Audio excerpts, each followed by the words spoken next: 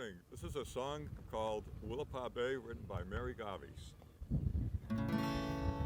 It's not very far from the story's part, but a long, long journey it may be. You may start at the mouth of the mighty Blue River and end at the bottom of the sea. And the river still shines, the shimmers in the light, as it did in my grandfather's day. When we rode all night and we fished in the morning, we lived in Willapa Bay.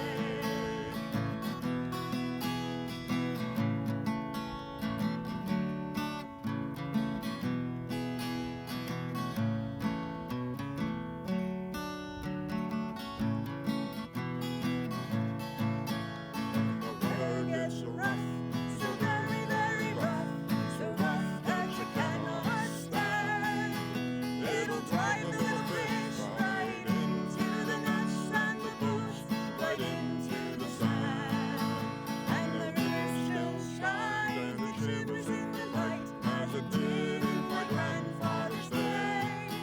When we rode all night and we fished in the morning and lived in Willapa Bay.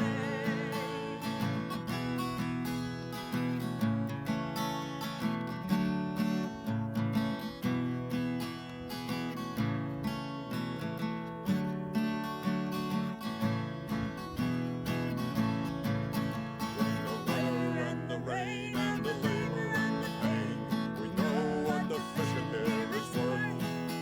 It's worth more than gold when you're sucking from the hold, worth more than the treasures on the earth. And the river still shines, the shimmers in the light, as it did in my grandfather's day. When we rode all night and we fished in the morning and lived in Willapa Bay.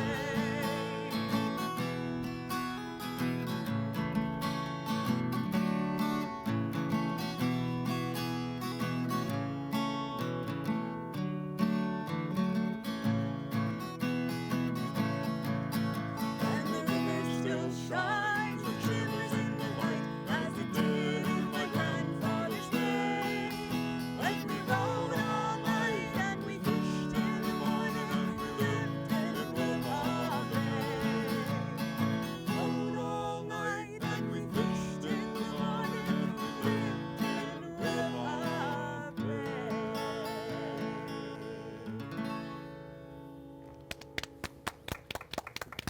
Beautiful. Beautiful. And welcome to the 37th Annual Schooner Festival. This is K-Pan today, live from the end of the Harriet Webster Pier here in Gloucester, right behind Maritime Gloucester at Harbor Loop. I'm Kory Curcuru alongside Heather Atwood. How are you, Heather? I'm good. And what a beautiful way to start this show with some schooner music, right? Beautiful. Sea Yeah. shanties. Yes. So that's Peter, Audie, and Zinnia Souza. 3 sheets to the wind. I think each Souza represents a sheet, right? Yeah. And they'll be with us throughout the show, which is awesome. So that was beautiful, and we'll Such get back a to it great in a little start. bit. Yeah. It Beautiful feels stuff. like it sets the whole tone, Yeah. right? For Which is Schooner great. Fest. And we were here 2 years ago, right? For Schooner We Fest. were, Love yeah. that show. One of our first shows together, actually. Yeah, that's right. Yeah. Right. And unfortunately, we couldn't do it last year here, but we're so happy to be back. There was no Schooner Fest last year, Well, that's right. right? Yeah. But now, Daisy Null, who's going to be our lead guest here, she helped set the table for us last time around too. She is the chairwoman of the Schooner Festival. And come on in, Daisy. Good morning. How are you? Fine. Sorry about all that. Oh, that's fine. Thanks for taking the time, because we know you're really busy today Yeah. to be with us. I am. It's great seeing you again. Nice to see you too. How's your summer How been? does your hair? What- It's a Flowbee. If I could wear a hat, I would, Oh. Daisy, really. Well, Yeah. gotta wear the colors today. Yeah. Yeah. Well, okay. So the big day is here, right? Boy, are we lucky or what? Look at this weather. This is It's incredible. gorgeous. This is Unbelievable. incredible. Yeah. Yeah. Goodbye, Ida. Yeah. Right? Yeah. Yeah. Well, no, this is fantastic. We really lucked out because obviously we got skunked last year. Right. And Well, tell us about that. Tell us about setting up the Schooner Fest for this year and what the challenges were coming out of COVID, all that. well, for a long time we didn't know if we could have it. We sent a lot of emails saying, what if, and maybe, we should have borrowed the name of that schooner, when and if. but it really, we usually spend almost a whole year starting with the fundraising and looking at what our options might be. And that's an important part, the fundraising, right? Oh, Yeah.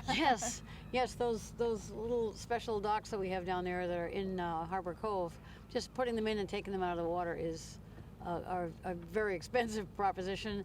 But we do have some really generous donors, and we always thank them profusely just for that one aspect of it. But you know, we have an event tonight to welcome the captains and the crew, and then we have other events throughout the weekend that we need to cover the cost for. The festival committee also rents the moorings that we need for visiting schooners who can fit on a mooring. I think we've probably heard this before, but we have a kind of an unsophisticated way of categorizing our schooners. It's small, medium, and large. So not like other races where they're measured by the length of the whole vessel and the square footage of the sails and the draft and the waterline. Small, medium, and large, like the old days. Yeah.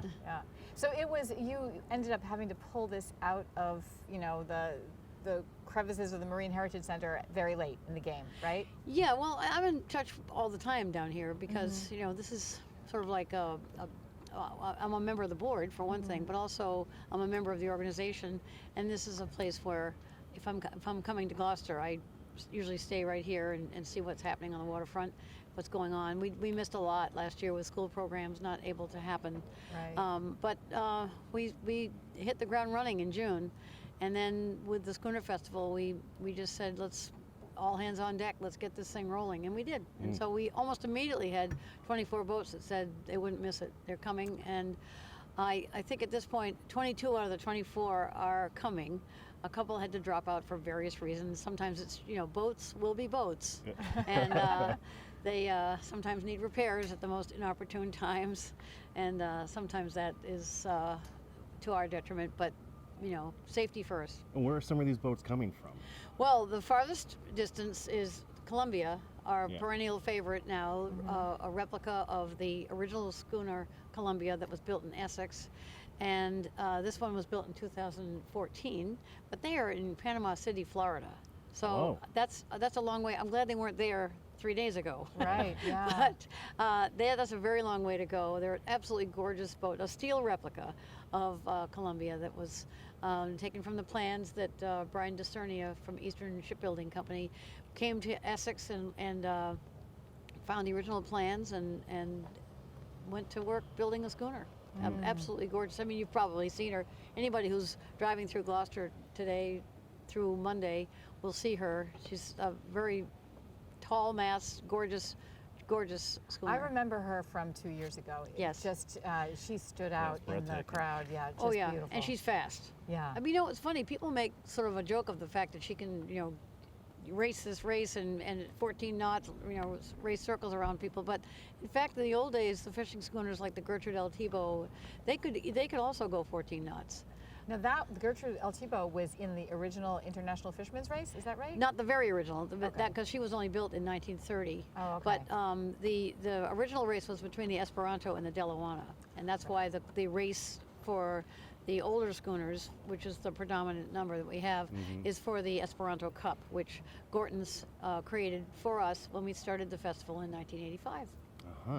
So now, Daisy, for folks outside the area tuning in, can you just sort of give an A to Z on what Schooner Festival is all about? Well, the Schooner Festival is a rendezvous of various schooners from around, mostly from around New England, and it is a way for us to have them all gather here together to celebrate our cultural heritage, the fishing heritage, the fact that the schooner rig is still a viable rig, viable enough for someone like Eastern Shipbuilding to build a brand new one, or Harold Burnham right here in Essex. There are 4 schooners in this weekend that are designed by Harold Burnham, representing different cool. aspects of the history of schooners, from the Shabaka boat and to the Pinky, like the Ardell, and then the Thomas E. Landon, and also the Fame from Salem is coming over to be also a part of this. So Harold Burnham is carrying on the 11th generation of Burnhams building ships in Essex, schooners in Essex, and so what we call this weekend is a chance for our whole community to celebrate the cultural heritage. In the very early days, a lot of it was focused on right here on the water, but we very quickly realized that people wanted, the community wanted a piece of this. They wanted to understand it, so we kept bringing it more to Main Street so that the community could be involved, and so it's sprawled out now to include everything from the block party to the Maritime Heritage Day, and a chance for people to see the parade of schooners on Sunday, which a lot of people tell me is their favorite way to actually see all of the schooners. Yeah. So to that point, what is the best way to experience the schooners? Whether it's at the parade of sail or the races, what's the best way for people to watch? Well, frankly, just between us, the hardest thing to see is the race, because it's out there. Out there, yeah. Yes, I mean, if you have a place on a schooner that or you're on a boat, you can go out there, but that's offshore by the time you're really in the race zone. And it's not for a small boat, because sometimes the waves are big and the boats are big, and we don't want the little ones in the way when we're racing. So the best way really to see the schooners is just come on down to the waterfront this whole weekend. The floats that are at I-4C2, that is that place in Harbor Cove that doesn't have a real name, between the Gloucester House and the Building Center. Yep. And you can go down there and visit the schooners. You can walk up to them. Some of them are having deck tours where you can go on board. And anywhere along the waterfront and out in the harbor, you can see the schooners. The harbor tours are being offered, which I was told this morning are sold out, to be able to see the schooners by boat with a tour. But if you go out on any of the other vessels, they have tours around the harbor as well. And then the parade, that's really a chance to see so many. You can see the parade from the fort. You can see it from here as they're leaving to go out to the parade. And then, of course, from the boulevard in Stage Fort Park and from Eastern Point, Dog Bar Breakwater. A lot of people go out there. And it's a feast for the eyes. Yeah, it is spectacular. So where will you be during the race? I will be on that schooner right over there called Redbird. That's my boat, and my husband Stan and I are proud and probably crazy owners of a schooner. And It's right, that one right there. that right there. Yeah. See that Oh, little nice. flag that has a red bird on it? That's our schooner, Redbird. And I think I'm seeing it. It's right. yes, I that's can't what see the those flag. tall things are masts. Yeah. Yeah. Okay. I did know that. Okay. Yeah. I didn't see the flag. And so yes, we're probably the only schooner in this entire. I know we're the only schooner of this entire weekend that is made of ferro cement. Don't get me started. Okay. All right. But it's not a wooden schooner. It's not a steel schooner. It's ferro cement. So we like to think that it's a good way to build a boat, and we try not to think that it's the same material as our mooring. Yeah. Good thought. So you will be racing in that boat. Yes, Yeah. In the I'll do small category. yeah, I'll do the commentary for the parade along with Mike Costello. He and I are the veterans of the original committee from 1985. And Justin Dimitri, who's the historian here at Maritime Gloucester, he'll be there at the desk new this year. He'll be joining me. And I have a special guest coming to welcome and offer a prayer. Mayor Safatia going to come down and welcome folks. People really missed this last year, and I know she did too. And so the race, of course, is referred to as the Mayor's Race. For the Esperanto Cup is often called the Mayor's Cup. So this is an important time for everybody to just drink it all in and be a part of it. Yeah. Now, if people want to support this event moving forward, how can they go about doing that? Well, Maritime Gloucester, which is this organization that is the producer of this event, their website, which you can imagine is maritimegloucester.org, has a donate button. You can donate at the donate button. And you could also drop down any old time and see the schooners and hand Michael DeCoster a check. He'd be very happy. But it's just sort of like some of these political campaigns where, if you have $13, we'll take it. If you have $1,300, we'll take that too. So, Daisy, what are you looking forward to most this weekend? I love the parade. I love the Schooner Festival, but I love the parade because people are so pumped. I mean, and really, I wasn't being facetious when I said the tall things are the masts. Yeah. You can't imagine the number of people that come and tell me afterwards, I'm so glad you told me what a mast is. I've thought all these years I knew, but now I really didn't. And you know, the pointy end is the bow and all that. Well, we have Eric Ronberg coming on to tell us exactly what a mast is Oh, pretty soon. yes, Yeah. great. And the other thing about the parade, though, is that people, I'll say, you know, let's hear it for the Schooner Columbia, let's hear it for the LH Story, and the crowd is just roaring with delight. Oh. And what a thing to do for this year in particular, after the year and a half and more that we went through with COVID, and obviously we're not out of the woods yet, but this is a chance to really reopen everybody's hearts. And we have that special cannon to mark the opening of the parade, right? Yes, Yeah. yes, that's the Constitution parrot cannon.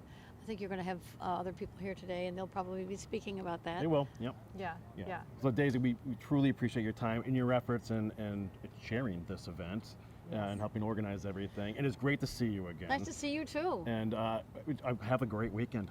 Yeah, I'm sure we're thank going to be you. bumping into you a few times, but you got to be almost underwater and sort of putting this all together, you know? Well, it's a lot of moving parts. Yeah. But it's totally worth it. Well, congratulations for making it all happen and including this gorgeous day. Thank to you. I start the can't whole take thing. credit for that. Yeah. But Wow. I appreciate you guys coming down here too. This is terrific. Yeah, Nice thanks to see so you much. too. I'm glad to see you graduated from taking movies with your cell phone. I really haven't. Oh yeah. He still does that. He still does So, that. I mean, Yeah. maybe he still does. Yeah. All right. Anyway, I'll leave All you right. to it. Thank you so Okay, much. thank you, Daisy. Daisy, Thank you. so Bye-bye. much. That is Daisy Nell. She's the chairwoman of the Schooner Festival, and this is the 37th Schooner Festival happening this year. And it is absolutely spectacular out. Heather and I, we are down at the end of the Harriet Webster Pier behind Maritime Gloucester at Harbor Loop, between the Schooner's Adventure and Ardell. And it's just a spectacular day out, and the weekend weather looks great. And the Schooner Festival, I think, is the best weekend of the year Yeah. for the city, yeah. It feels area. just so great to be here in this spot with the Schooner Adventure beside us. And all, boats are starting to go by and the harbor's just getting busy. There's some rowers over there, dory rowers. So it's just wonderful. Yeah. Now you heard Daisy mention Mike DeCoster, Yes. right? And he is the executive director for Maritime Gloucester. And Mike is joining us now. How are you, sir? Kory, how's it going? Great to see you How again. you doing? Hi, Mike. I'm Good to great. see you. Thank you for coming. Thank you. Yeah, thanks for and joining us. Welcome to Maritime Gloucester. Thank Yeah. you. Lousy place for an intro. That's why about it next time. Yeah. Just commenting on that, how Yeah. lousy it is here. Yeah. Yeah. So right off the top, Mike, can you just sort of introduce folks to Maritime Gloucester, its mission and its Absolutely. purpose? Yeah. So Maritime Gloucester is an educational organization. We specialize in making sure that we tell the story of Gloucester's heritage, and we have a preservation mission because that's America's oldest marine railway right over there that I'm pointing to. It's been there since 1849, so we preserve that, use it as a working waterfront. We provide educational opportunities for kids around marine science, and we've been serving the community now for 21 years. Yeah. Very cool. So, Mike, again, for those people who don't know, who may be tuning in from a little bit far away, what is, in a couple of sentences, the maritime history of Gloucester? And a couple sentences. Yeah. Wow. Okay. 400 years and a couple sentences. Here we go. The maritime history of Gloucester. I guess the best way to say, it's the best one in the world. It's rich history of the fishing fleet, working class, all the way up to draggers and sailboats, and it's just that ethos, that feeling that you get that you don't get anywhere else. We live and breathe the water. We live and breathe our maritime heritage. It's not something we do and then go home. It's something that pervades the whole community, and just fantastic to be part of it. And how about the schooner? Can you give us just a few sentences in the role of the schooner in that history? Oh yeah, I mean, again, she's asking Okay, just that. a few sentences. Just a Yeah. few sentences. Yeah. So You the did a good schooner- job the first time, by the way. Thank you. The schooner is a quintessential vessel that was part of our fishing fleet in a glorious age of sail. Essex built, 4,000 schooners. We always say Essex built, Gloucester fished. It is when we were starting to get the larger vessels, so we were starting to bring more fish in, and bringing the fish in and landing them is kind of really what put Gloucester on the map, as far as it's why we got railway, it's why we were competing with Boston and New York, and it really, this little town, this little peninsula, with that vessel fed America. and it's really, you know, it's something we all should be very proud of. Yeah, it's Yeah, pretty amazing yeah, stuff. it is amazing. Do you want to talk about Maritime Heritage Day? Maritime Heritage Day is kind of the jewel. This yellow jacket. We got I have to talk wasps, to. yeah. There's it's the loves jewel you. of the weekend. You know, obviously the schooners front and center. Everyone has to see them, and everyone should get on the docks and check them out over at I4C2. You gotta get that. But as far as Maritime Heritage Day, it's something we put on here at the pier in the working waterfront. We have activities and demonstrations and food and fun and music all day for kids and families to come. We want them to experience a little bit more than just, not everyone can get out on a boat, right? So we want to give them something to do and something to, you know, remember and learn, and that's what we do right here. Yeah. And that's all day on Saturday. It's 10 to 4 on Saturday, and we actually have the Maritime Gloucester location is the biggest one for Heritage Day. You can go on the I4C2 docks and take deck tours all day. And we also have a new location over at Ocean Alliance. We got Rocky Neck into the mix this year, and we're going to have schooner tours there. And Ocean Alliance and Rocky Neck Art Colony and the Rocky Neck Cultural District are putting on a little show over there. And I shouldn't say little; it's a big show over there, and it's going to be great.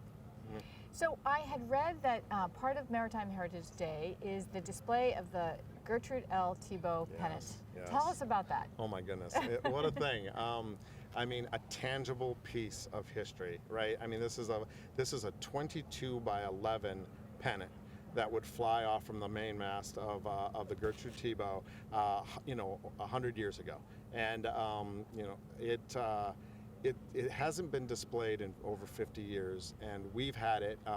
Gino Mondello received it. I think it used to be with the Sea Scouts, and he received it from the family that owned it on loan, and he's loaning it to us. We're going to put it up in the ice house. We're going to open up the big doors, and everyone can see it.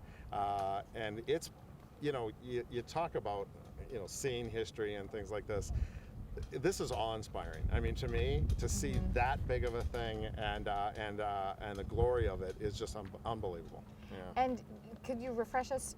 Daisy mentioned a little bit about the Gertrude L. Thibault, but we don't have the ship anymore, right? No, the ship went down, so we don't have the Thibault anymore. We have parts of her. Her mast is the flagpole in Newburyport. No way. Her bell is the bell up here at Maritime Gloucester.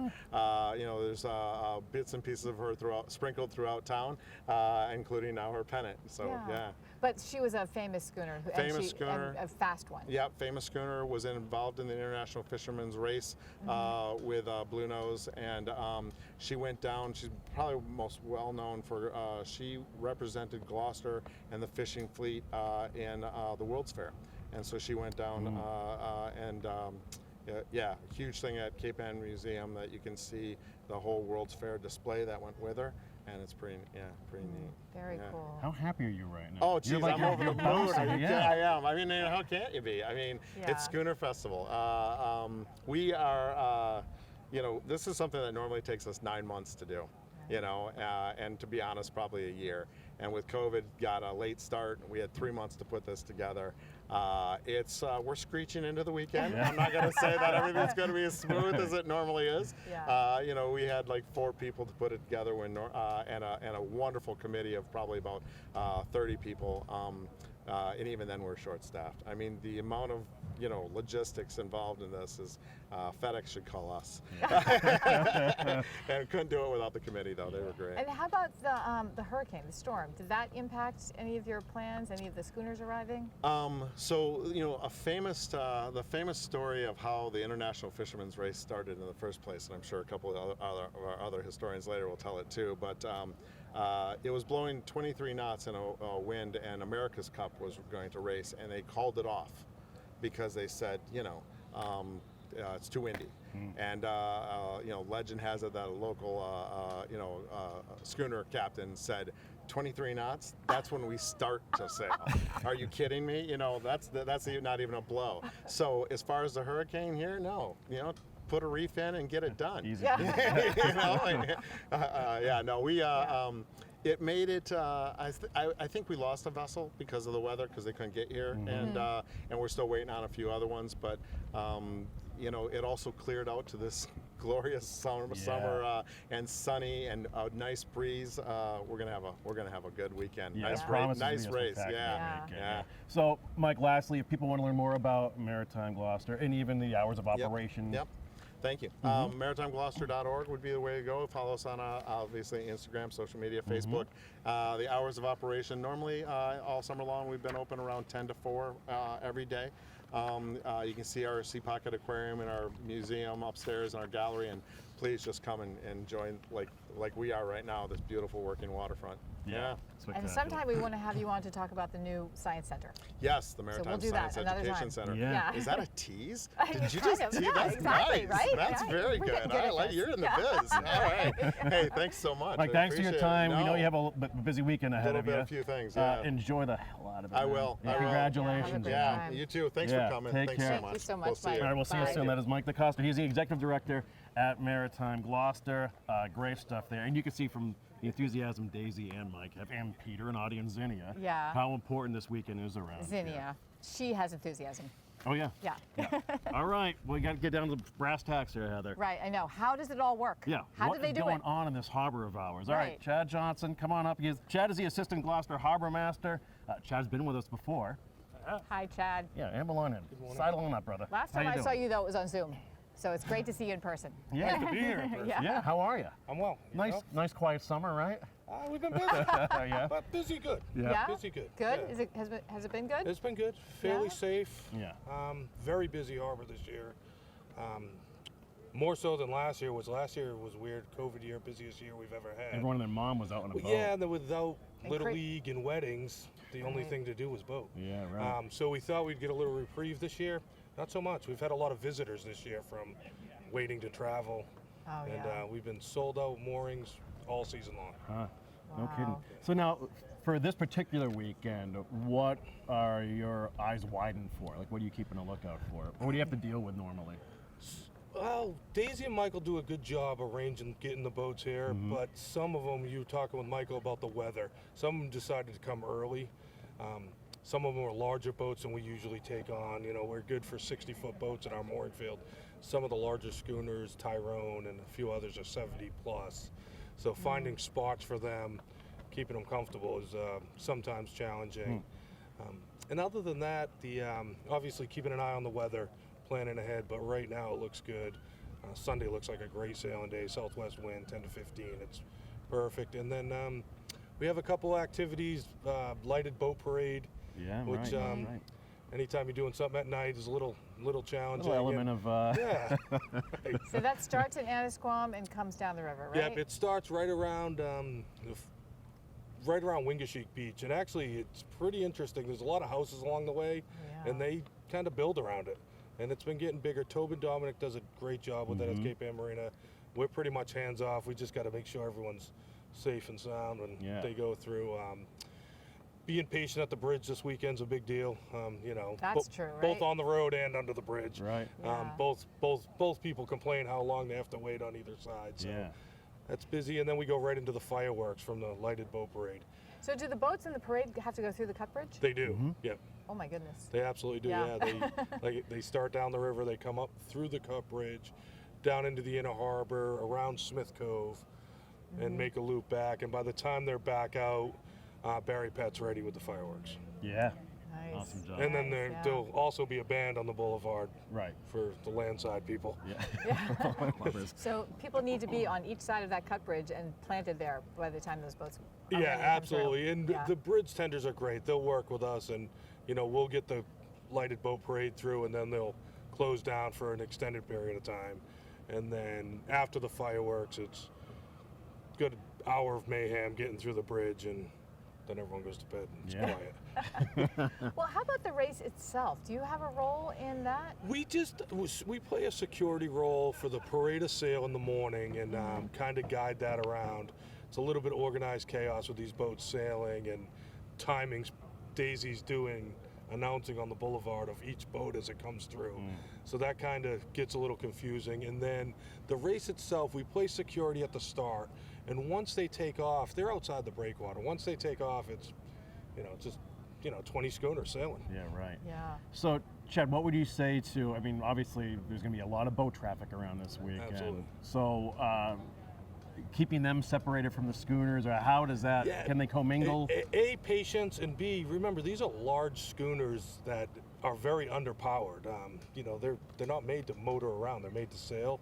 So, and people obviously want to get close to them to get that perfect picture. They're not as maneuverable as that little power boat, that 20-foot power boat. So, you know, be courteous of that, be aware of that. Their visibility's not great when you're up by their bow. And, you know, be safe and be patient. Be patient waiting, whether you're waiting for a launch ride, a boat ride.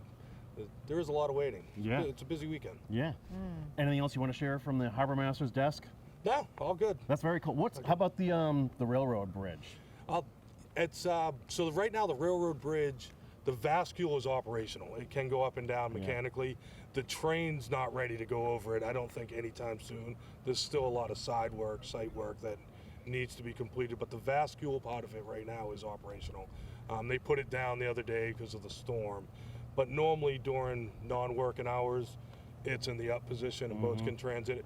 During the week while they're working, it's down, and solely for the purpose of them to get back and forth and conduct work, as opposed to going down, getting on a boat and going to the other side. Right. Cool. Okay, now if people want to follow Gloucester Harbor Master, I know you have a Facebook page, right? We have a Facebook page, the city's website. We're under departments, under Harbor Master. You can get all our information on there. Facebook, Twitter, all that good stuff. Very cool. Well, thanks for keeping everybody safe out there. Yeah, We're trying. Chad, we Yeah. appreciate it, man. Thanks for your time. Thanks for I'm having glad me. you had a great summer. Enjoy the weekend. I will. Yeah. Thank you, Chad. Thank you for having Take me. care. Great. That is Chad Johnson. He is the Assistant Gloucester Harbor Master right here. Super important guy. Housed right next door to Maritime Gloucester conveniently. It's all There right too. here. Awesome stuff. So, okay. Daisy Nell's little schooner, the Marine Railway. What are we, all are we going to right have here. another song? I think we are. Sea shanty. Yeah. So, well, let's have a little chat first with this is Audie and Zinnia and Peter Souza. 3 Sheets to the Wind. And thanks for being with us today. Z-A-P-S. Yep. Zaps. Otherwise known as Zaps. Yeah. That's how we sign our cards. Well, thanks for being with us. I mean, we pleasure. did this a couple of years ago with you, and we loved it. But we asked you this the first time around, but just your love of singing and why sea shanties and why, like your ties to life on the ocean. Yeah. Well, my family was from the Azores and from Newfoundland, and I have a long history of great uncles that were sea captains, cooks. All of my aunts were fish cutters. A lot of tough situations with people dying and the typical stuff that happened to fishermen through the years. Hardships in the family. My grandmother was left with 10 kids. My great aunt, her sister, ended up losing 2 husbands and a son at sea. They both lived to be 84 and 87 respectively, and one of the things I carry through my life from their Newfoundland point of view is, as a teenager, I was always distraught over some things, and both of them would always turn around and say, "What are you going to do, die?" So my love of music has always been. I've gotten involved with the Schooner Adventure, and I've been on the board of directors for over 20 years and been involved in the organization for 21 years. Still going at it. And Audie and I and Zinnia have been doing some amazing music over the past 10 years. 3 Sheets to the Wind has been together for approximately 20 odd years now. We've been singing in different groups and places, and it's been rewarding. And the reason why I like shanties and ballads, and we do some of our own independent stuff, but it builds a community when you start having people sing together. And that was my main gist, was to build a community so other people could share. Because shanties are not that difficult. If you can sing the lines that you start with, and then the people can come in and do the chorus, you don't have to be a great singer. You can just join in. It doesn't matter how good or bad you are. And then as people join in, I've seen people that would not get on a stage come forward now and perform in events that we're doing over the past 4 to 5 years. They've really just cool. upped their game. They've done a great job, and it's all been from learning. They picked up new instruments, concertinas, banjos, learned these things, and it's just from being consistent and Having trying support. to, being a help agent. Audie does a lot of singing in church with choir music, and she's actually singing at a wedding up in Vermont for a friend of ours. It's not going to be a shanty, but it could be. And you all did some singing over the COVID year, right? Yeah. Tell us about that. We ended up. We were singing at the Rum Line every Monday night for almost 2.5 hours, and we stopped that a year and a half ago in March. And this past week was our 17th month of doing Monday nights online from 8 o'clock till 10 o'clock. We have people all across the country. Some come in from foreign lands, and 35 to 40 people. And it's been great. The community really expanded over Zoom, but it wouldn't have otherwise. So there have been some silver linings to what the pandemic threw at us. Yeah. And Dan King has us lined up to do some work for the 400th, which we're going to be recording hopefully in November. We've done 3 or 4 events on the Adventure. We did an hour and a half down here a few weeks ago on the dock at the Splash. The other thing that was really fun that we met a lot of new friends from England, and we were the featured performers at the Blackfen Folk Club, one of the oldest folk clubs in England, and we did a half-hour set as a featured performers, and we had a blast. We made some great friends, another group of friends from across the pond, and again, it's been very rewarding, and anybody from any age can do this. Anyone, and that's the best thing about it. Some people have come up to me and said, "This is like going to church." Well, it kind of is. It's built a community, and well, we don't all have Audie's voice though, or Zinnia's, so I still don't think it's quite that easy. But it's easy to join in. Yeah. All right, You guys can feel free to join in if you want. You might have to. Yeah. Maybe. Becky, mic's down, please. Right, exactly. Turn me right off. So you have another song for us? We do, yeah. So this is a song, it's called I Am a Fisherman. And this is from a man named Bud Davidge up in Newfoundland, where we met Bud at a kind of a family reunion / music festival on the south coast in St. Jacques. So this is a song that I gathered from that visit up in Newfoundland with Peter's family. So I'll sing it for you. I am a fisherman, me. I have no other life but the sea. With God all around, my spirit is free. For I am a fisherman, me. Well, I have known people who scorn the man who can ride on the storm. What blind souls indeed who do not know the peace of a boat lying still on the mooring. And I felt the gentle swell roll in the cradle that's rocked to and fro. Somewhere in my veins are the soft, sleepy strains of a mother's voice waiting at home. For I am a fisherman, me. I have no other life but the sea. With God all around, my spirit is free. For I am a fisherman, me.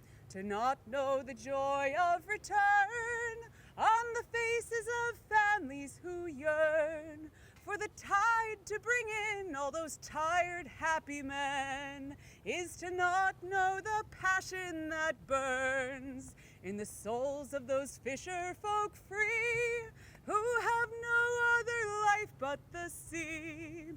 With God all around and the swell of the ground, I am as proud as a fisherman, me.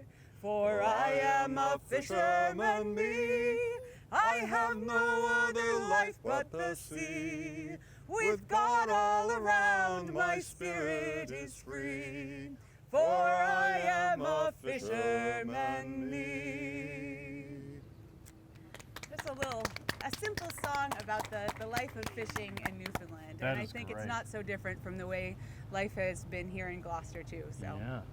So now, Audie and Peter, if people want to learn more about Three Sheets to the Wind, if they want to participate, and are you still doing these Zooms? Zoom every Yeah. Monday How night. can they go about doing that? They can come on to my Facebook page, Peter Souza. I post a link. I also posted on Gloucester Shanty Night where we were singing at the Rum Line. But the link is there every Monday morning. We have different people join in from all over the place. We had a couple of visitors we hadn't ever come on the other night, which was really cool. So, and they sing. Yeah, So it's cool. fun. that's amazing. That's great. Yeah. Okay, now, great. are we doing something with Zinnia now, or? Yeah, Yeah, I think Right. so. Zin's picked up a song called "Nothing But a Humbug," so she's So this is, pretty well this at is this. actually a little shanty. Beautiful. hey, gotta sing up. You're not but a humbug. So they say, so they say. You're not but a humbug. That's all I know. Catfish gone on the huckleberry vine. So they say, so they say. Catfish gone on the huckleberry vine. That's all I know. Dandy Jim from South Carolina. So they say, so they say. He's come home to marry Dinah. That's all I know. Never seen the light since I've been born. So they say, so they say. Sailing on the Pfeiffer, rocking out corn. That's all I know. One day the blackbird said to the crow, So they say, so they say. why do you love your summer so? That's all I know. That's my trade since I was born. So they say, so they say. Scratching and digging up the farmer's corn. That's all I know. Said the blackbird to the crow, So they say, so they say. high and dry will hoist her high. That's all I know. High and dry will hoist her high. So they say, so they say. Hoist her high for a bull jumper. That's all I know. You're nothing but a humbug. So they say, so they say. You're nothing but a humbug. That's all I know. Hey, Nice. great job. Very great job. Awesome stuff. That Peter, was beautiful. Audie, and Zinnia, Suzer, Three Sheets to the Wind, thanks so much for being welcome. here. Such a We pleasure. love listening to you. Thanks all for the having time. us. Wonderful. Yeah, Yeah, beautiful we really lady appreciate to your sing time. with Yeah. friends. Sounds beautiful. And enjoy the weekend. This must mean a lot to you, Thank right, you. this weekend? Yeah, it's Yeah. great. It's great. We love seeing all the ships come in. Yep. Yeah. Thanks Wonderful. again. Thank you Okay, so thank much. you. And thank you, Yeah. Zinnia. That was really great. Yeah, beautiful voices. Yeah. Cheers. Three Sheets to the Wind. That was awesome. That was pretty special, huh? I know. It's so nice to have them here. So we have a little bit of a sad story now, right? We do? I don't know. Where are we going next? Carla now? Yeah, let's bring up Carla. Yeah. This is Yeah. This is Carla O'Connor. She, for a long time, was working right next door here at Captain Carlo's. How are you, Carla? I'm great. How Welcome are you aboard guys? here. Thank We're you. good. Do you know Heather? I don't believe No, we've ever hi met. Carla. I have been to Captain Carlos's quite a few times. Yes. But, we haven't actually met. Yeah. I've Yeah. probably seen you then. You probably, yes. Right. Yeah. Right. Well, so first of all, it's bittersweet, but congratulations. Like, I'm happy for your family. Yeah. You Yeah, know. a lot of people are sad about it, but for us, it's certainly a thing to celebrate. It's been a long time coming and very much needed for us all. Yeah. Oh, good. Well, I'm sorry I said it was a sad story. It's sad for us who miss the dancing and the clams. Yeah, But- absolutely. It's Yeah. bittersweet. Yeah. So what's the history to the Captain Carlos So story? Captain Carlo is my great-grandfather. We started right here next door as a, like, they would unload fish, process fish, that sort of stuff, and then turned into a fish market. My grandfather, Gus Shula, decided to put in a fry-a-later, and he wanted to do some clam chowder and lobster rolls and that sort of stuff, and my mom has kind of taken it since then. So my mom is Rosemary, and she has transformed the place from, you know, what was a little fish market to now a full-service restaurant and bar. Yeah. A lot of years. And you had a famous bartender for a while. We did. Occasionally. Do you wanna tell us that story? Yeah. So when The Perfect Storm was filmed here, the gentleman that did craft services, he actually ended up staying and became very close friends with my mom, and him and Whoopi were close friends. So that's how that connection came about. Whoopi Goldberg. Whoopi just Goldberg. for people who don't know. Yeah. The Yes. other Whoopi? We get, you know, calls and questions constantly. Does she still own the place? She never owned the Yeah. place, but you know, Right. she was there. Yeah, yeah. And she would jump behind the bar occasionally and Yeah. make some drinks. Yes, she Oh, would. she's a legit bartender. Yeah. Yeah. Yeah, Did she- you bartend with her, Kory? I was never behind the bar, but I put in a lot lot of of hours. hours, yeah. Yeah, I logged in a lot of time back So then. you and Whoopi were tight? Yeah, we were pretty. You actually, there was. I don't know if you know this, Carla. There was one moment where we thought we were going to do a show together at the North Shore Music Theater. Oh, yeah? I was going to open for her there, and it just you got didn't me. happen.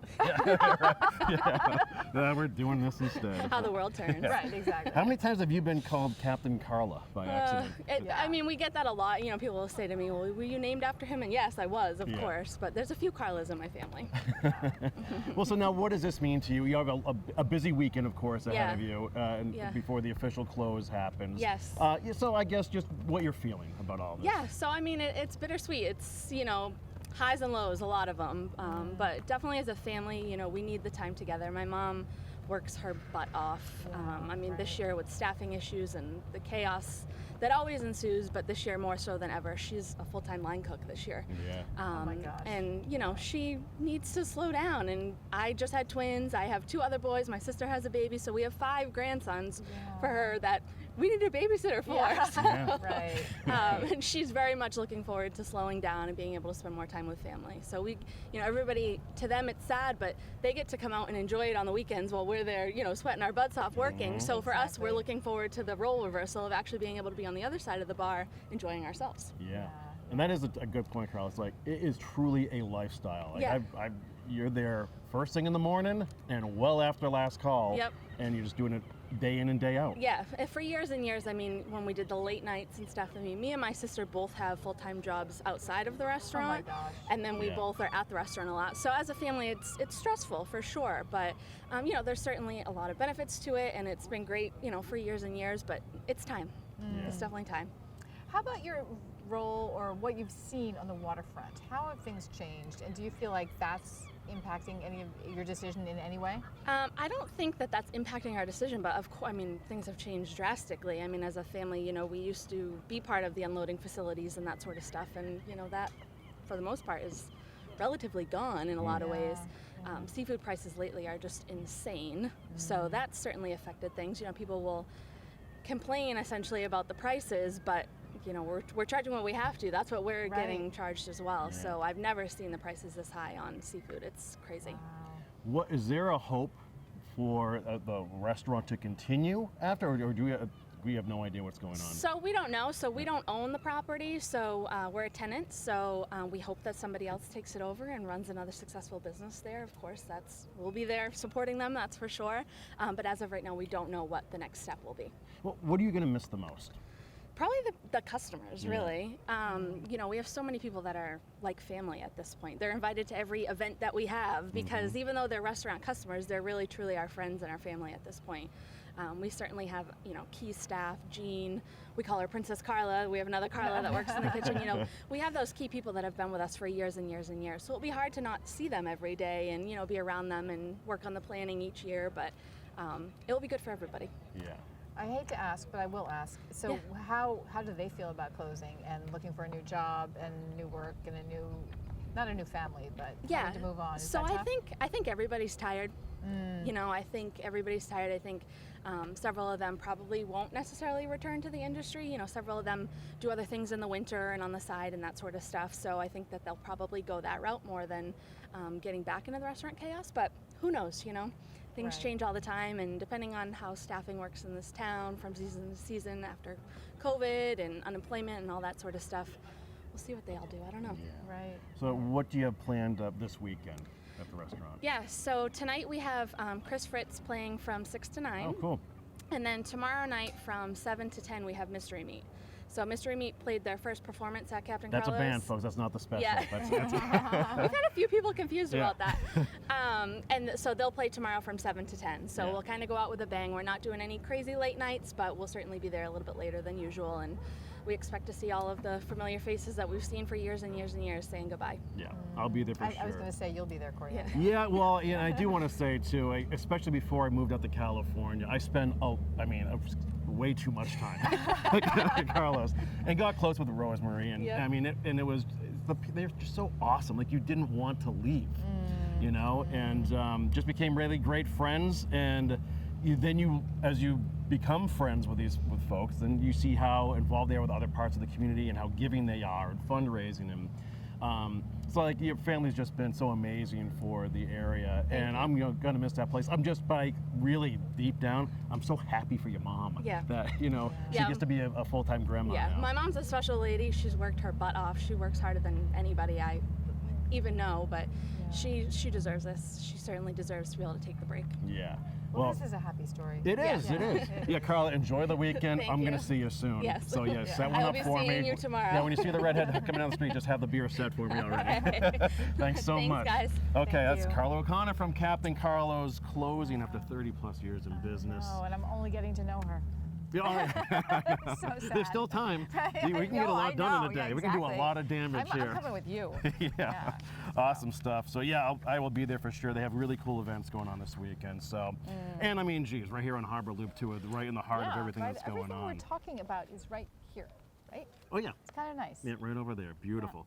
All right, our next guest, we'll have to figure out this chair situation, right, La? But we have Captain Robert Wheeler and Phil Dunn, both of the Schooner Adventure, Yes. which is right here. Come on in, gentlemen. If you Thank you so much. push this aside, you can do whatever you want to do. A chair, Robert. Yeah. How are you? Good. Good to see you, Phil. Hi, Phil. Yeah. Captain Good to see Wheeler? you, Cap. Good morning. How Good are you? morning, good morning. Doing well. Yeah. Yeah. Beautiful day. Yeah. So you're going to win that great race? You're going to take home that we cup? are going to do our best. All right. Right. But only time can tell. Right. And yep, we're pulling out all the stops. We got a few tricks up our sleeves. We're doing everything we can. So. Right. I'm But, sure the, oh yeah, yeah. a good captain Apparently knows how to winning cheat, is that's right? That's right. We're hoping Yes. that fur we glued on the bottom of the roseway will slow them down a little bit. Yeah. We've got buckets to tie on. Yeah, there's going to be a lot of late night. Shenanigans. Shenanigans.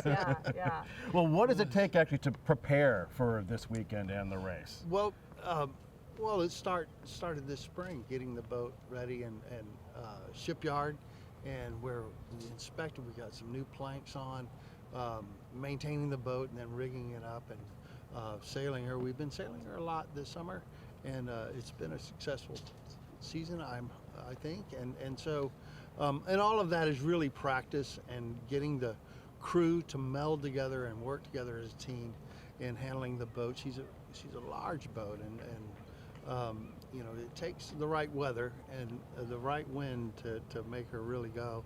And so we work on it and think about it and try the best we can, and then and then also offer a fine product to our guests and education sales, public sales, and the charters that we've done. Yeah. Phil, what are the specs of the schooner?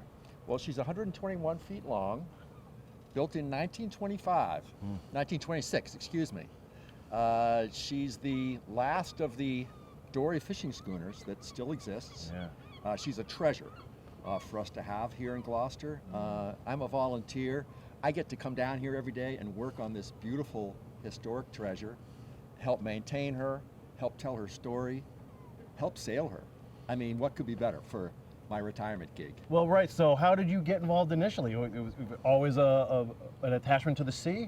Did you have a history? You know, with it? this and that, but I got involved, and my wife as well, back in the 90s, early 90s, when she'd just been donated back to Gloucester in 1988 by Jim Sharp, very generous donation. His hope was that we would preserve her and tell her story, and that she would become a part of the fabric of Gloucester, the Gloucester waterfront. So we got involved in the 90s. We'd come back from overseas work, and we did a few years then. And then when she was laid up, I think in 1995, Captain, 1996, she was laid up for a rebuild that took a long, long time. Find the money, find the skilled people to do it. Yeah. And then I got back again about 5 years ago. So I took off. My wife and I raised our kids during the rebuild years. That is a bit of a long time. Yeah. Well, and then about 5 years ago, I came back down and started as a day volunteer, and then I got hooked. I drank the Kool-Aid, Yeah. and I took a full-time position and worked as a full-time deckhand for a couple of years. So it's the love of the boat, it's the love of her story, and the chance to sail her and to be part of the fabric of the Gloucester waterfront. Yeah. I mean, it's a So real her thing. story is pretty good, right? Like she was a highliner? She Oh, yes. was. Yeah. Do you want to explain what that is? Well, Highliner is the most productive fishing vessels, and she landed more fish in Gloucester than any other. And all of the fish, she fished with dories, so it was 2 men to a dory, and they set 6 miles of trawl. There was 14 dories aboard, and every fish was landed by hand. And then they processed the fish. She was always iced, it was always fresh fish, and then as soon as it was full, it was raced back to the port to get the fish in and get the best price. And she did that until 1953. And the only reason she stopped, they couldn't find people who wanted to work that hard anymore. The crew had an average age between 65 and 78. Oh my gosh, At that that's time. amazing. And they say that the 70-year-olds wouldn't let their kids come to work on a dory fishing schooner because they knew how dangerous it was. Wow. And you could start now working on one of the new trawlers powered that you make more money with a little bit less danger. It's still a dangerous profession for sure. Did they ever have any incidents where they lost crew in the adventure? Yeah. Yes. She's lost several crews, several captains, different times, and that's part of the history and fabric of Gloucester. Gloucester has given lost more fishermen to the sea, and the tribute on the seawall is the cenotaph, very touching, and it's still occurring. You know, it's still a dangerous profession, but there were so many hardy fishermen and really good sailors that came out of this port, and it's a great legacy, and it's a great thing to be a part of telling that story and showing how they lived and what was all involved in doing that, and keeping those traditions alive, keeping the traditions of traditional sail alive, and those skills and stuff is what we teach the crew, and trying to maintain those skills and not have it diluted by loss of, atrophy and everything. Right. So now, I'm sorry, just go ahead. The crew is it's a blend of volunteers and paid crew. So for us volunteers, it's an incredible opportunity to work with highly skilled, experienced, talented, tall ship sailors from around the country, from different ships, and for us to train up and learn up from them and sharing that together. It's a lovely blend of volunteers. And by the way, we're always looking for more volunteers. This is very much a volunteer-driven program. And if folks want to get involved crewing, helping to maintain the boat, telling her story, they should come on down and talk to us. Oh, very cool. Yes. So let's talk about that for a second. Someone happens to walk to the end of Harriet Webster Pier, they see the adventure. What sorts of things are going on there? Are there classes? Are there trips people can take? What can they do? We do. We induct people as volunteers, and then we prepare them to help. Our focus is maintaining the vessel, and so that is what our focus is mainly. We want to preserve, and that was the charge that Jim Sharp gave to the city, was to preserve the vessel and preserve the traditions. And so they would get right involved in caring for the boat, and then learning. We've done, like everyone else, we've gone virtual. We do virtual training sessions with our volunteers. We do an education, and then there's hands-on training, hands-on maintenance, and then they come sailing and join in with the crew in sailing the vessel and gain more skill, more experience, and it just builds from that. It's a really a building. Do they live on the boat? The crew does. Crew, yes. right? Paid crew. Some of us volunteers. I live in town here, so I can come down in the morning and have a little more creature comfort at home at night with my family. But most of the crew lives aboard down in the forecastle. It's cozy. Yeah, I'm sure, but it's also authentic. Yes, right? yes. There are a few more creature comforts than back in the day, but not that many. It's if you choose to do this, very long for a profession, you get used to having limited space. A lot of people around, limited privacy. You get to know each other quite well. You get to be around folks that are you're closer than folks. That's the thing on shore. You have the luxury of space, and we have just the Each other. confines of the rail. Right. And so, and that's why I say you go ashore, because it's the one chance you get to walk more than 109 feet without getting wet. So you will be racing in the Mayor's Cup on Yes. Sunday, and Yes. there are 4 large ships. There racing? are 4 large ships. The Roseway, the American Eagle, who is working their way down to Gloucester now from Rockland, Maine, and then there is Columbia, who has already arrived here before Beautiful. the weather that we had was a concern Yeah. for a lot of the vessels. And so it should be a spirited race. It's all vessels that we know and have come in contact with and raced before, and so the best, may the best boat win. We know a lot of the crew and the that's great. captains, So it and must so be we so can much we fun. can kind of razz each other a little Yeah, bit and yeah. shoot off our mouths until the results, and then Yeah. then the time tells the truth. Yeah. Yes. Do you shout at each other like in the race? Like Oh, well, I'm not afraid of shouting at them. Yeah. You seem Well, like now, a yeller, whether, Captain. whether or not they listen Yeah.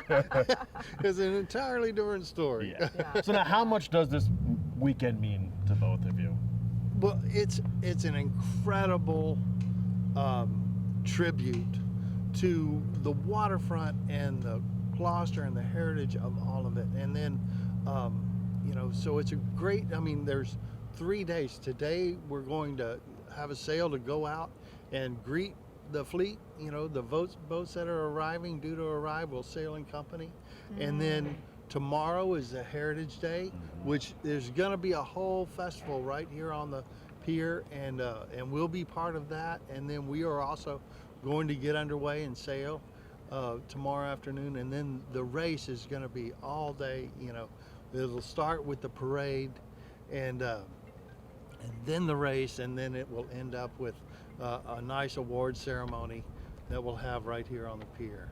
And and it's our pier partners that really help, Maritime Gloucester, and all of the other organizations that have gone to a great deal of care and time invested in putting this together, and it's a monumental thing. We're just happy to be a small part of it. Yeah. Well, we appreciate your Yes. time and your efforts, and it is an absolutely gorgeous vessel. And it's great seeing you again. It's been a couple of Yes. years, Yes, I'm it just has. glad we're getting to do this again. So have a great weekend. Good luck in the race. Yes. And thanks for joining us. Okay, thanks a lot. Yeah. And if Thank people you want to so learn more much. about the Schooner Adventure, schooneradventure.org. Yes. That's it. That's it. For sure. All right, Captain Robert Thank you Wheeler so much. and volunteer Phil Dunn, thanks so much, gentlemen. care. Take Yeah, care. enjoy the weekend. Good luck. All right, good stuff there. Keep Yeah, learning. I know. Well, we're going to learn a lot with our next guest. Oh, yeah. Yes. Yeah. Our next guest is So- Eric Ronberg from Cape Ann Museum. Yes, Eric is one of the world's most Come on, renowned. Come on. He is one of the world's most renowned ship model makers. His models, which take years to build, are in collections around the world, including the Smithsonian. Comfortable, Hi, Eric? Good to see you. To see you too. Yeah, welcome. Yeah, and Eric is also the maritime curator at the Cape Ann Museum. So Eric, we would love you to tell us all about the schooner, the history of the schooner, why it's important to Gloucester. Well, the schooner did not have its origins in Marblehead, where supposedly the first one was built, and someone remarked, "Oh, how she scoons," and someone else said, "Well, a schooner let her be." It actually had its origins about 40 or 50 years earlier in the colonial ketches, which were growing in size, and in the process they were altering their rigs, making what was the jigger mast into a much taller mast that we would call a mainmast. But they didn't care at that point. It was just another ketch with a taller mast. But what happened was, once the word got out that the schooner was Andrew Robinson's schooner was called that, all of a sudden schooners popped up in the vessel registries. Vessels, under the word schooner? Yes. Yeah, yeah. So about 50 of them came on the scene about in less than 2 years after that. Really? So what year are we talking about then? We're talking about 1715, that area. Wow. Yeah. So, I'm sorry. Well, I was just going to ask, first of all, maybe we should decide what the defining features of a schooner, what makes a schooner a schooner? Well, by modern standards, a schooner is a vessel with 2 masts, fore and aft rigged, with a bowsprit, with staysail and jibs, a foresail, a mainsail, and then fore and main topsails and a fisherman's staysail. Those were all added later, but that didn't change the term. So were they learning that by making that, and I'm not going to be able to use the right terminology, that the aft mast a larger sail, was that making it faster? That was the factor. It was the main mast Doing my best. that grew out of the jigger mast that was there, and that or mizzen mast they may have called it. So Eric, at the height of schooner fishing in the area, how many schooners were out there? Thousands? Well, pretty close to that. You're no kidding. Pretty close to that. Gloucester had, I think at one point she had something close to 500 schooners. Wow. And they were all fishing. They were fishing vessels. Pretty much so. Maybe a small minority in the coastal trade, specializing in fetching bait or fish packing goods or something like that from other places. There was always some communication between Gloucester and Boston with regards to supplies and that sort of thing. And schooners could solve that problem too. Yes. Right. But were they weren't used for instance in the Suriname trade or in the big No. big trips? Once you get into deep water sail, then the square rig becomes important very quickly. Now there were some topsail schooners that set square topsails on their foremasts.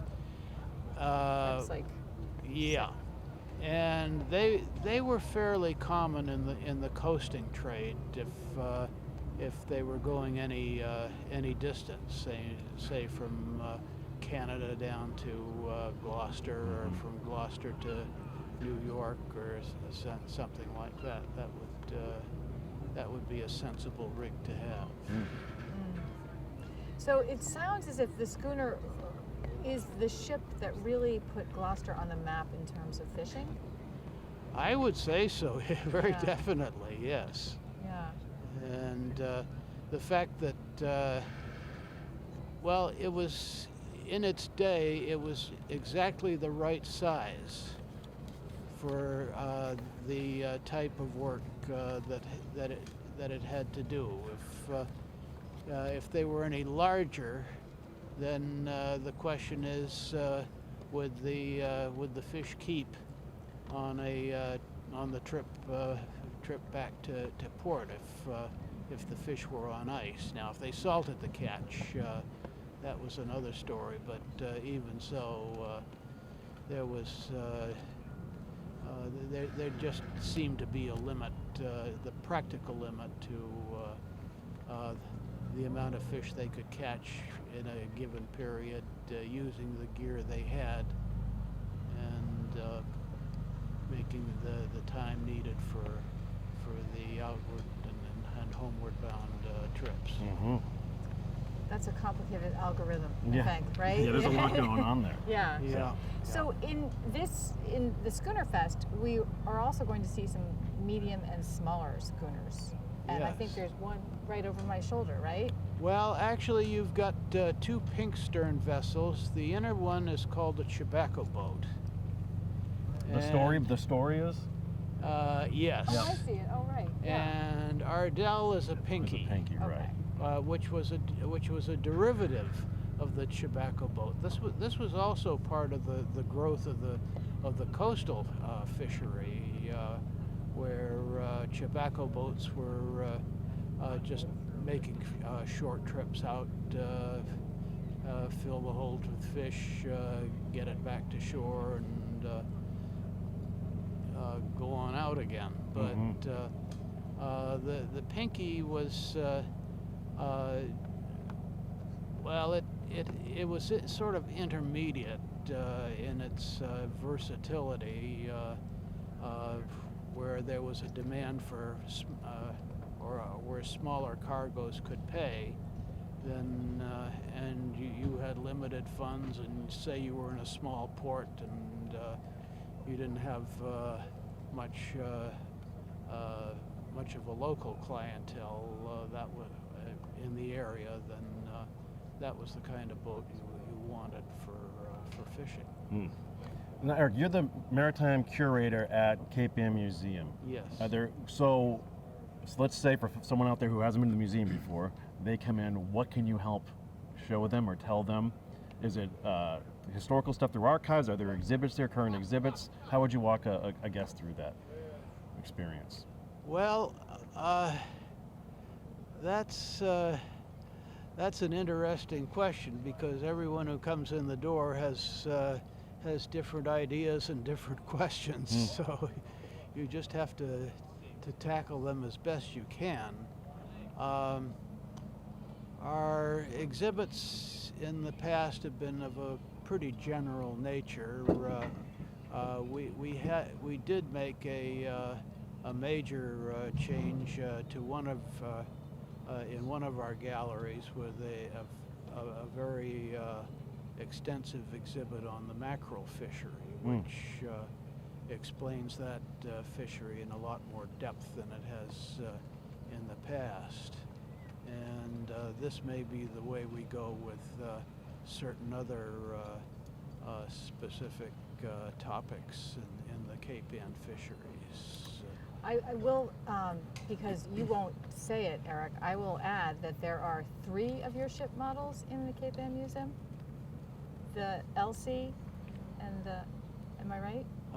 Yeah, Elsie. The America? The America, but they've also added a small diorama, miniature diorama of fishing on George's Bank, one of the old handliners where they fish from the rails. I love that one. Eric actually gave me a tour of these models recently. Oh, really? Yeah, and the landliner, you can see it in the water, how it sits in the water. You see all the little fish in the little buckets. Yeah. And his models are amazing, absolutely amazing. And as I understand, every piece works on your models. Is that right? The winches? Well, on the larger scale, that's so. When you get down to those miniature scales, then sometimes you have to make a complicated gear out of a solid piece with whatever detail is soldered in place, that sort of thing. But the detail's there. Exactly, the detail is there, and the detail tells a story. I mean, the men working on each of these boats are doing something that is very specific, and Eric can tell you what they're doing. Yeah. And it's really fascinating to see, and they are always on display, those 3, well, the 2 models and the diorama, is that right? Pretty much so. So I got my answer then, Eric. Now someone goes to the museum and they just say, take me to Eric's models. Yes. And I want to get talked through this It's experience. true, and the Elsie is a beautiful model. Well, don't forget, we also have 3 very fine models by Willard Andrews, models of schooner types that were very important, but we really didn't have very good examples to show, and they're going to be important in more elaborate future exhibits as well. they really tell a comprehensive story of the work that was happening in this harbor. That's great. Well, And- we're right next door to the basically to. I'm the going to give you a museum. tour. Yeah, I'm ready. Actually, no, we'll come meet Eric. But also, I do have to say, the Fitzhenry Lane collection is spectacular. It's the largest collection of Fitzhenry Lane's paintings in the world, and Eric is the expert on the Fitzhenry Lane paintings. Oh, we'll have to have you back, Eric, Yeah. sometime and talk about that. Yeah. Well, maybe the thing to do is have a walkthrough tour at the museum. I think will do maybe that. we do the show from the museum sometime. And then also you want to see his drawings because right now they're pretty much in storage due to their fragility, but there are some that I think would be of great interest where we actually have the drawing and the painting that was derived from it. And you can always tell an artist by their drawing, right? What they can really do. Very much so. Yeah. And I actually have been working with Eric on a little project, and I have you quoted as saying the Fitzhenry Lane paintings are actually documents. Absolutely. They're as good as photographs. Of what was Maybe happening. better. Yeah, right, exactly, because they can't capture each Because one. and they cover a period in color that photography was either non-existent or it was in black and white. And, Right, right. Well, we'll have to check it out for sure. Yes. Right down on Pleasant Street in Gloucester. Eric Ronberg, the Maritime Curator for Cape Ann Museum. Thanks so much for joining us. my pleasure. Yeah, we appreciate the expertise. That was fascinating. Yeah, thank you for So, taking the time. Yeah, thank you. All right, great stuff. Yeah. We got to get down to the museum. I'm down We there a do. lot, actually, and I think they reopened their archives again, too, so I'll be spending Thank you, more time Eric. there. That will be open, I think, later this month. Oh, perfect. Okay, great. Thanks, Eric. Thank you. Take care.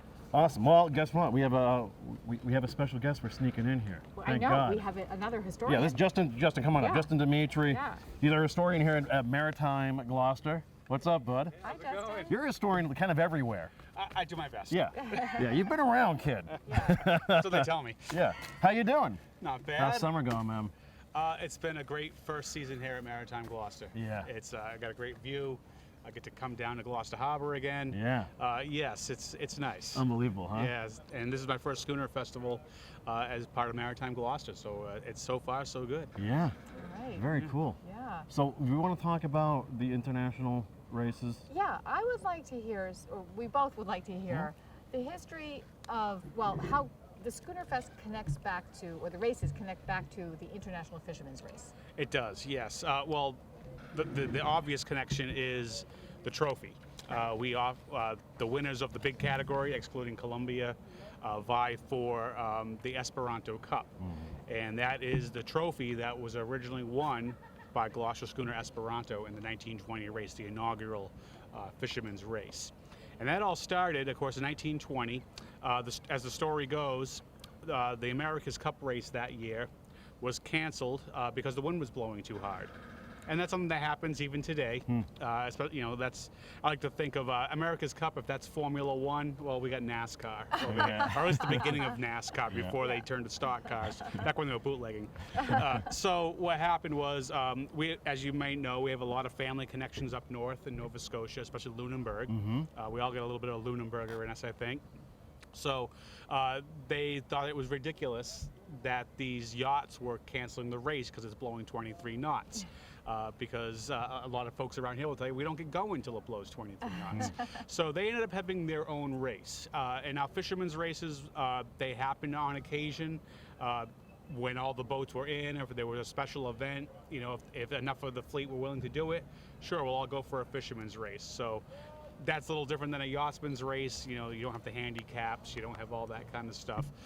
So there were some intermittently before that. But in 1920, this race, with all the vessels from Lunenburg and probably a few from Halifax as well, they had a great time. The winner of that race was a schooner named Delawana. The captain was Tommy Himmelman.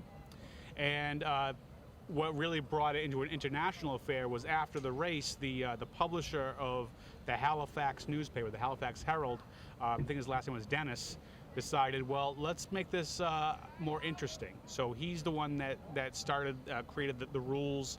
he offered up the cup, the prize money, and then they telegraphed Gloucester. I believe they telegraphed the Gorton's office and said, well, we want to give you guys a shot for bragging rights of which vessel's going to really be the Queen of the Atlantic. We're going to have a race for real sailors, as they Interesting. said.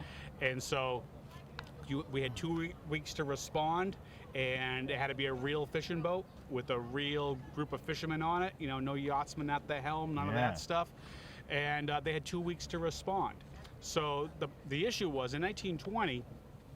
You know, we think of you know, the 20s is still the the glory days of sail, but in reality, Gloucester was motorizing their fleet, and they've been doing that intermittently from about 1900, 1901 with the first engine-powered schooner, and then by World War I, new technology was arriving pretty fast.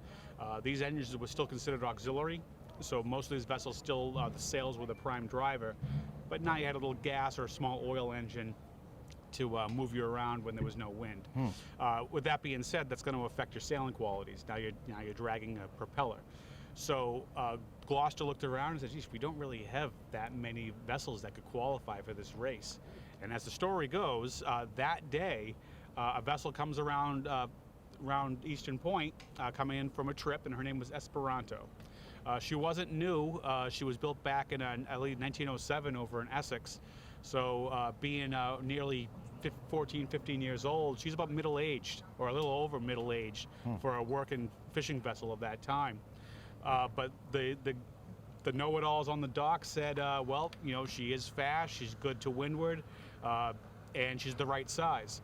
So they had enough time to haul her out on our railway. I believe it was our railway right here. I might be mistaken, but she was hauled out somewhere here on Duncan's Point.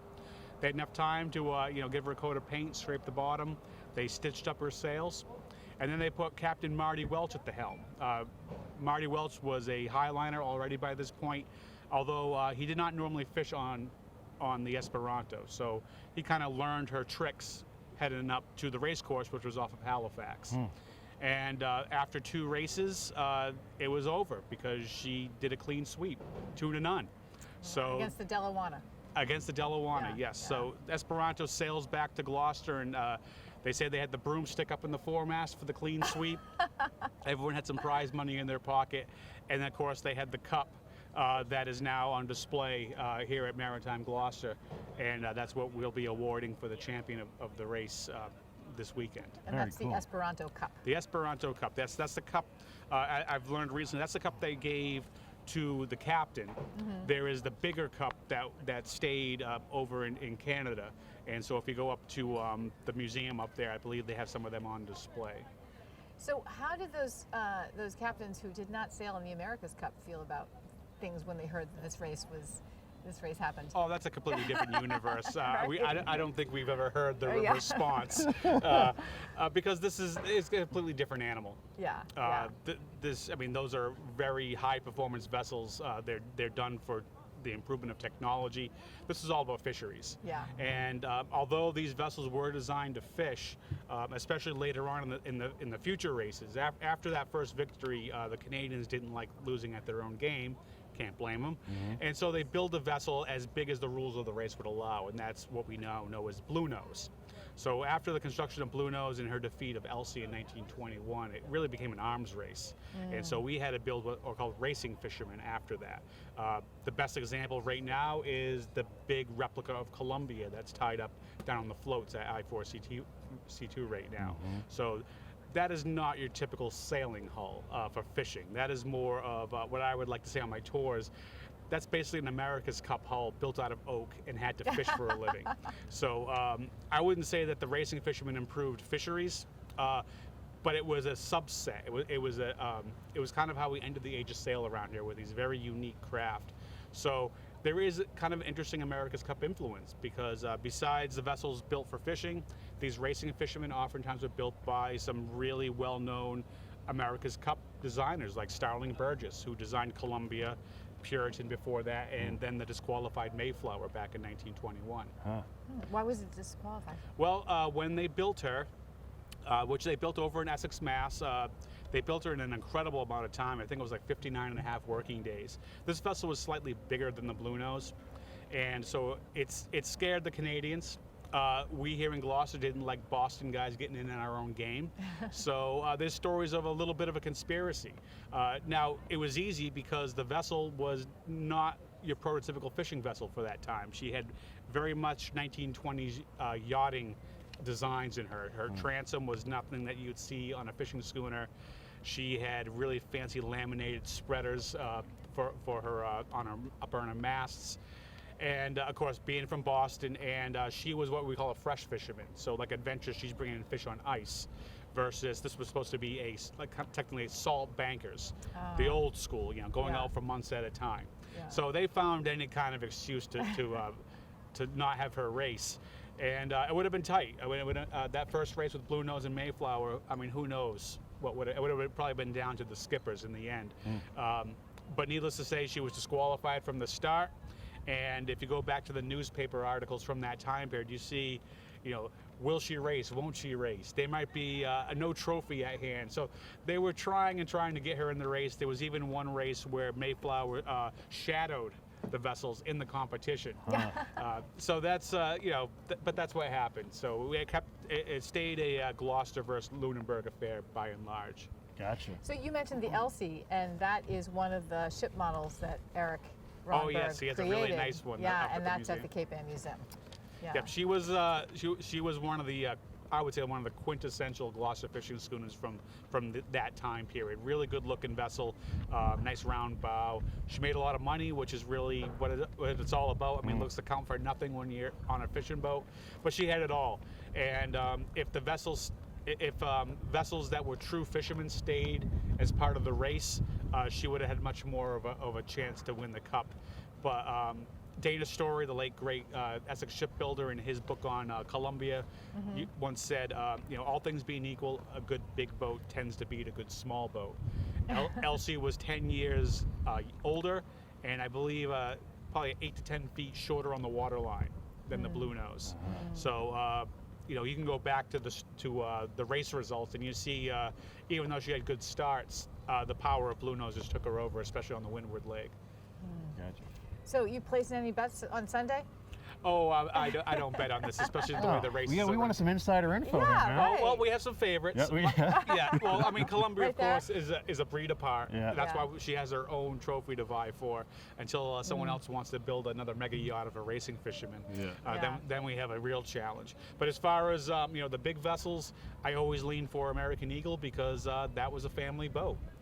My uncles, the Piscatellos, owned her before Captain Foss bought her and turned her into the beautiful windjammer she is today. My dad fished on her. My grandfather fished on her.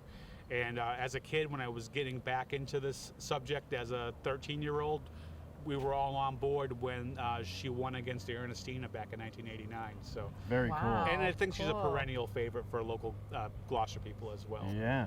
Yeah. Oh, I like great that. chat, man. I really Yeah. appreciated that. Anytime. Yeah. We'll have to hit you up again. And how often are you down here at Maritime? As often as possible. I'm here most days.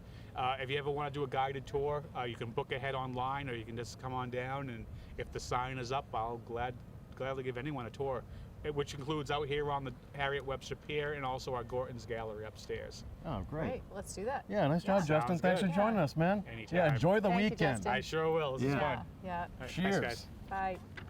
All right, so Heather, I know. So we my have a good very friend, special- the state senator, is going to join us next. a lot of people think Yes. Cape Ann today is Heather Atwood and Senator Bruce Carr. It's really not. It's whatever. Well, we couldn't.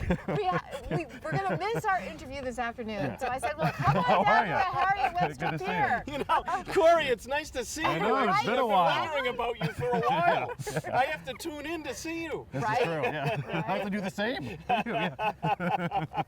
It's glad to connect, and aren't we lucky to connect on a beautiful day on this wonderful pier? This is unbelievable. Yeah, My yeah, goodness. right? This Yeah. is better than Zoom, isn't it? It is better Yeah. than Zoom. See There's you. no doubt about it. Although, Heather, I tried to find a picture frame so I could hold it up so I'd feel comfortable. I'm more accustomed We to should Yeah. do it. I should be looking through my phone. Right. It's a big weekend here, but what are you looking forward to most? You know, people have asked that question over the last several days, and of course I enjoy the entire thing because it reconnects us with our heritage, but it also reminds us of the future and the stewardship we have of the legacy of people who have earned a living at sea and depended on the marine environment, and the stewardship the obligation we have going forward of taking care of the ocean and making sure that we do the right thing by these incredible natural resources that we're blessed to have.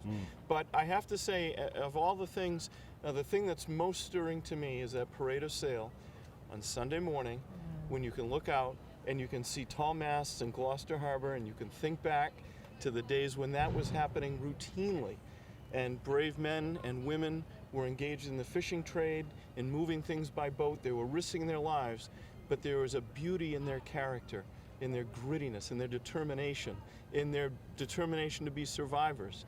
And that's what our city has always been about. And so for me, that is the most poignant time of the entire thing. Yeah, it's a really special event, and I've always said this to me, and I love Fiesta Weekend. There's just something about the Schooner Festival.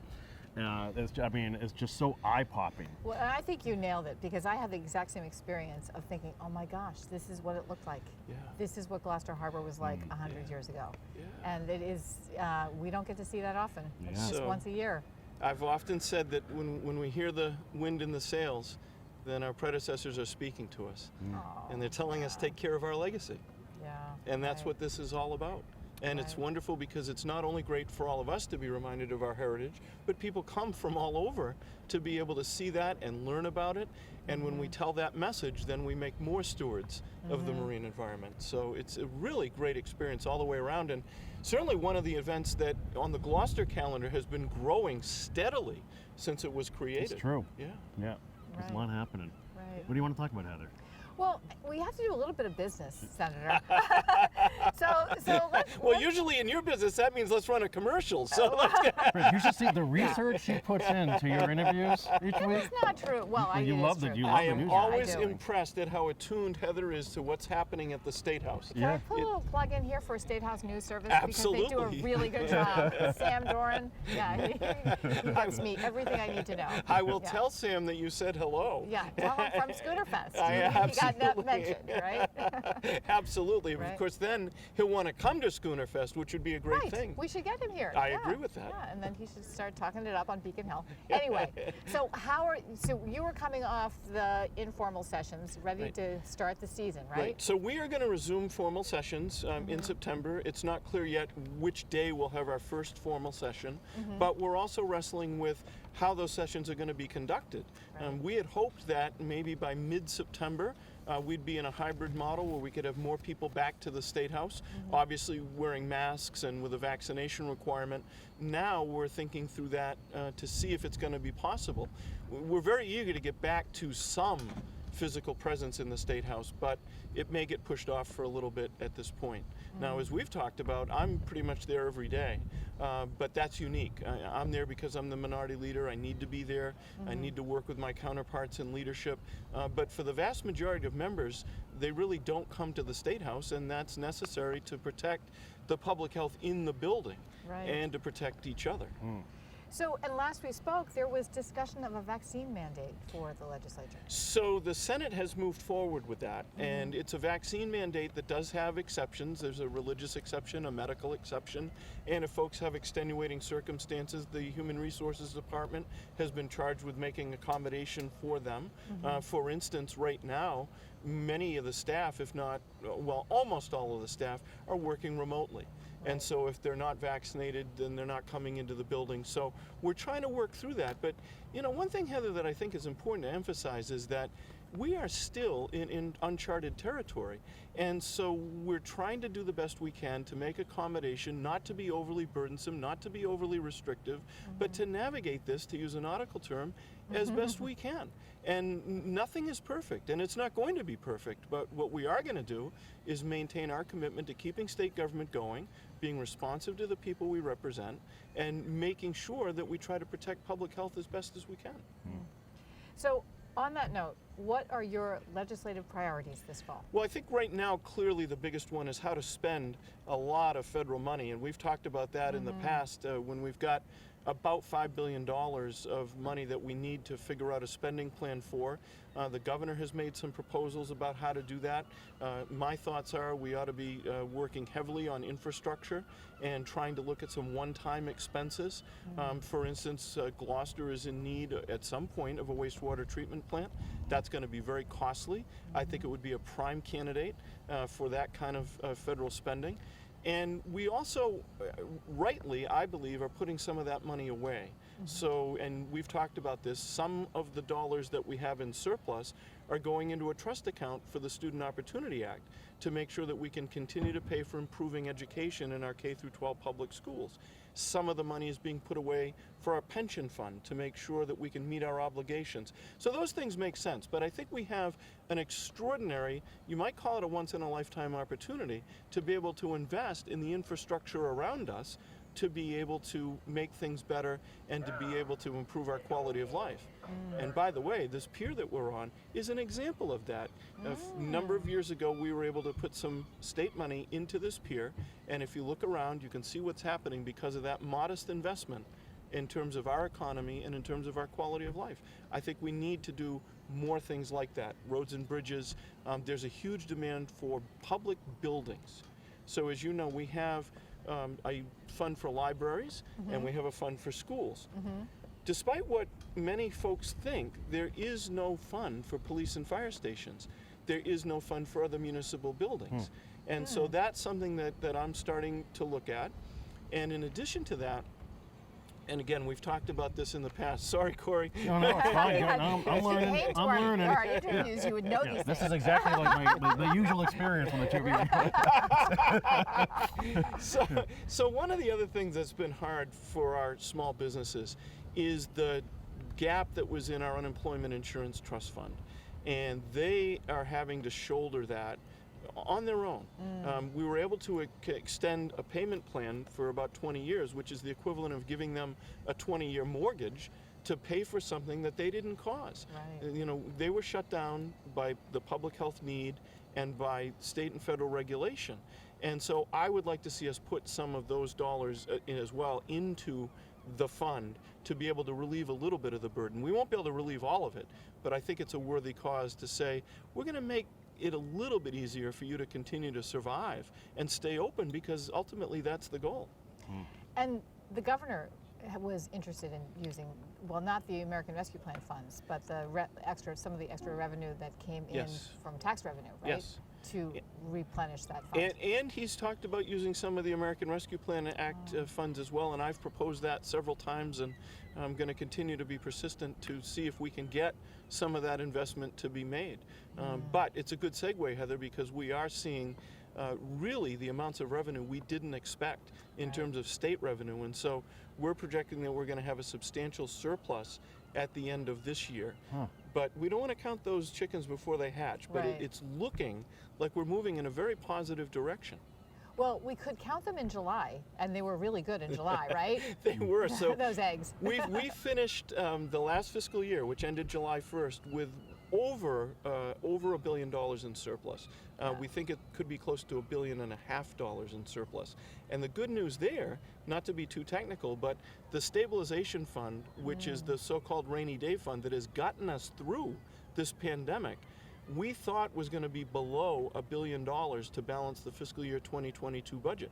But because of the robust economic activity and income that we're seeing, particularly from capital gains, we now think that that fund is going to be close to $6 billion with a B.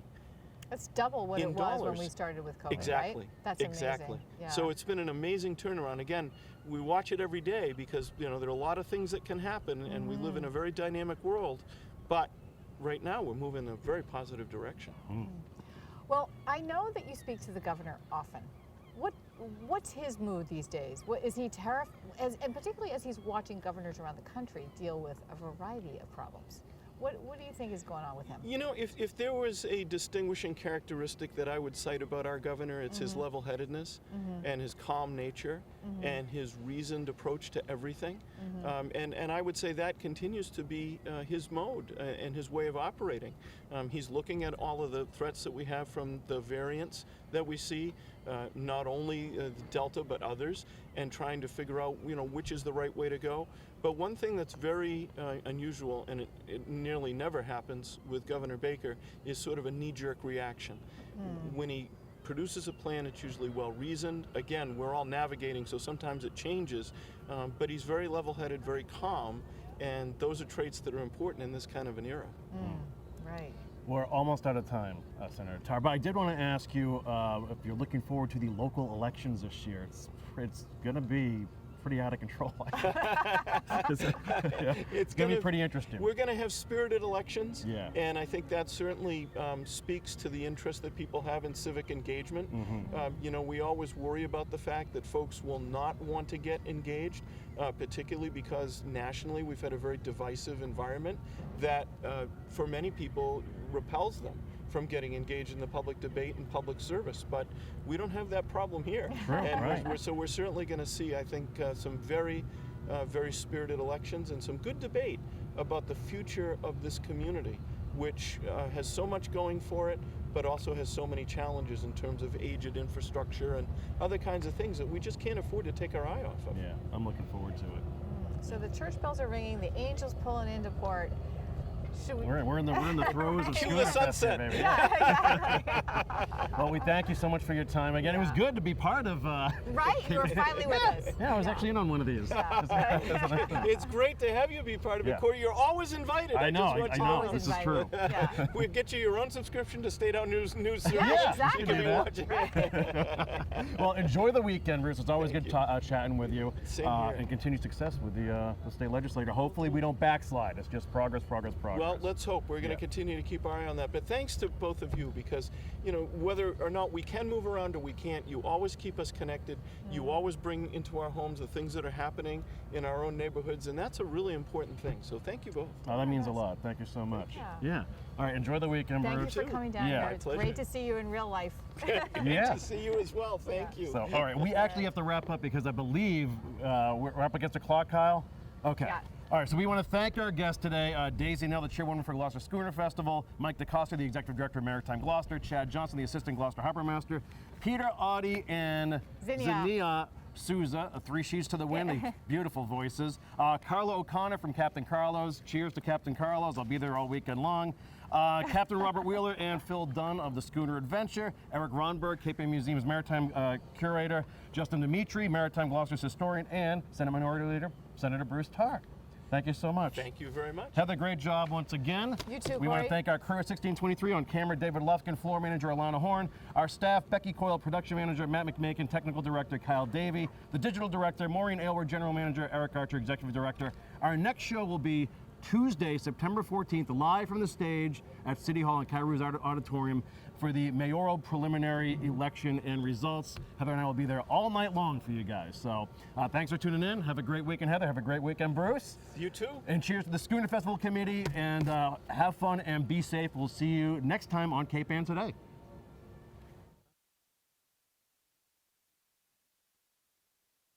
This episode of Cape Ann Today is brought to you by Bank Gloucester. Start here, get there.